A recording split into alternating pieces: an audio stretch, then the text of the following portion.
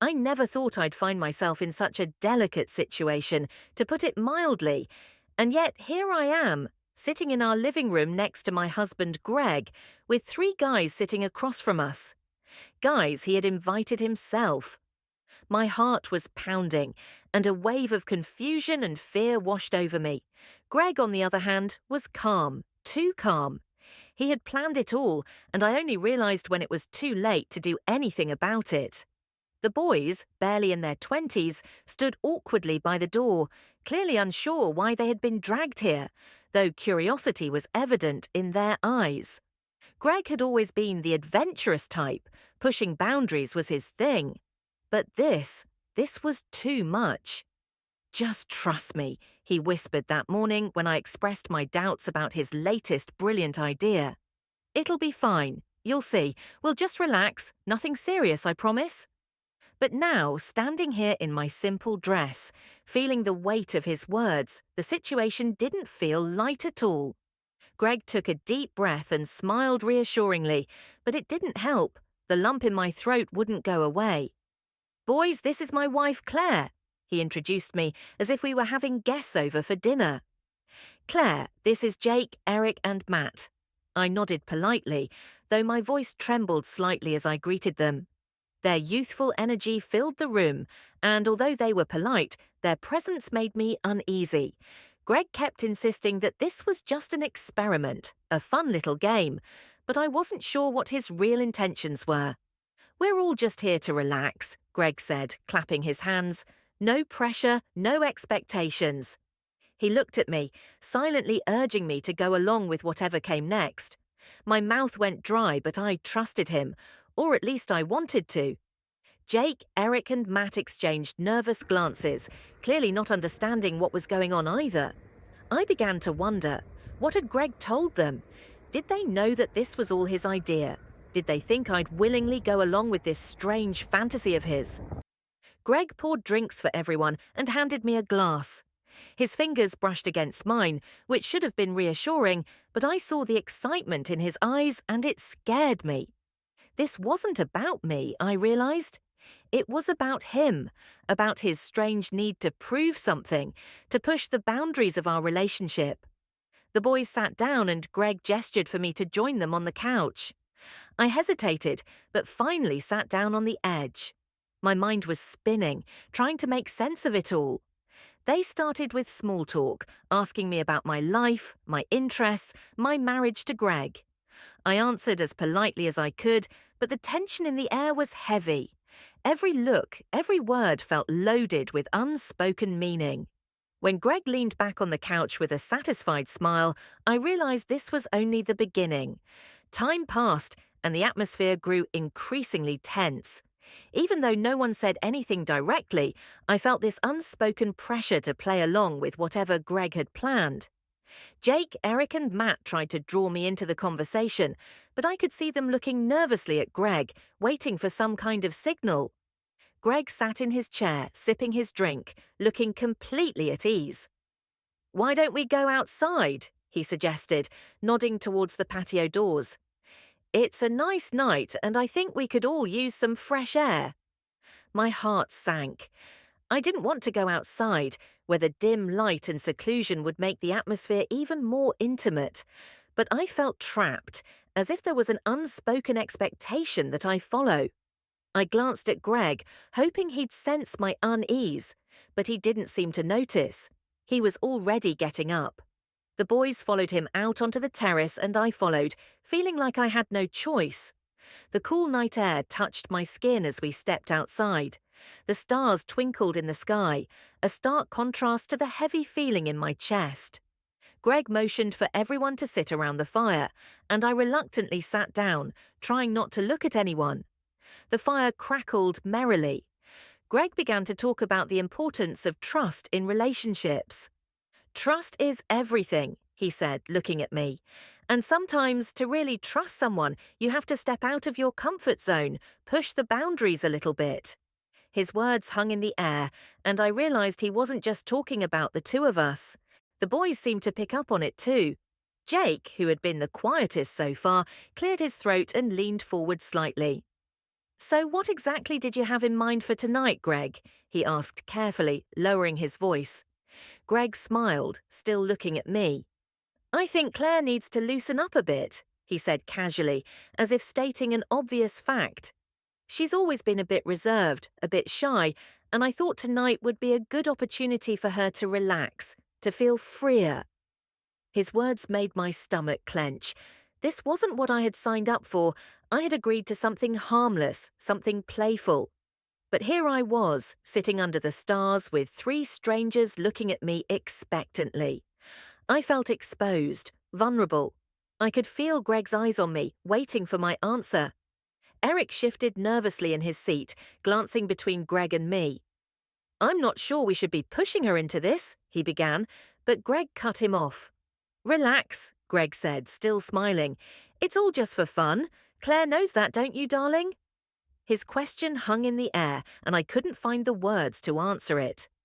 My mind raced, trying to understand how I had ended up in this situation. Did Greg want me to play out some fantasy with these guys? Was this a test of my loyalty? Or was he just seeing how far he could push me? Jake, Eric, and Matt were clearly uncomfortable now, their initial curiosity fading. They had probably come here expecting a fun evening, thinking Greg had something exciting in store for them. But now they seemed to realize how serious things had become. I took a deep breath and stood up, breaking the tense silence. I think I need a minute, I said, my voice shaking slightly. I turned to the door, hoping Greg wouldn't stop me. But just as I reached for the handle, I heard his voice. Claire, he said softly, but there was something commanding in his tone. You're not going anywhere. I froze, my hand still on the cold metal of the door handle. Greg's words hung heavy in the air.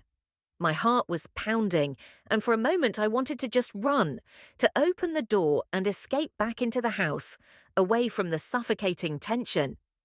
But I didn't move. I don't know if it was because I was afraid of embarrassing Greg, or because of that silent, pleading look I saw in his eyes when he spoke. Either way, I slowly turned around and forced a smile, trying to hide the storm of emotions raging inside me. The boys exchanged awkward glances, their discomfort obvious, but they remained seated, unsure of what to do. Sit down, Claire, Greg said quietly, his tone changing from commanding to coaxing, as if trying to calm me down. You're overthinking this. I hesitated for another moment, but finally sat back down. My mind was racing. What was Greg up to? I wasn't naive. Greg had always liked to push boundaries, to test me, but this was something completely different. The fire crackled, casting flickering shadows across the patio, adding to the already tense atmosphere. We've been married for 10 years now? Greg said, addressing both of us. I looked at the boys. They were waiting for my answer, but I could see the unease in their faces. They weren't on board either, not with what Greg was suggesting, but they were deferring to him, unsure of what to do. I don't know what you want from me, I whispered, barely audible. I felt small, as if the weight of Greg's expectations were crushing me. I loved him, I always have, but this situation was turning into something I wasn't prepared for. Greg's expression softened a little, but I could still see the determination in his eyes. I just want you to let go, Claire, he said, to stop holding yourself back. You don't have to do anything you don't want to, but you have to trust me. Can you do that? The question felt like a trap. I wanted to trust him, but trust didn't mean blindly following him into a place where I felt vulnerable and exposed. I glanced back at the boys, who were now shifting uncomfortably in their seats, clearly unsure how to handle the tension. Jake leaned forward, breaking the silence. We can just talk, no pressure, let's not rush into anything. His voice was calm, but I could tell he was trying to diffuse the situation. Greg smiled, seemingly pleased. Exactly, let's just talk. He leaned back, his eyes still on me, waiting for me to agree.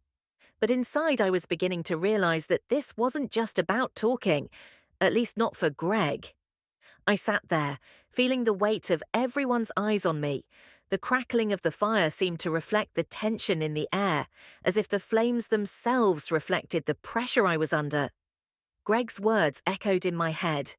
Just let go. But I couldn't.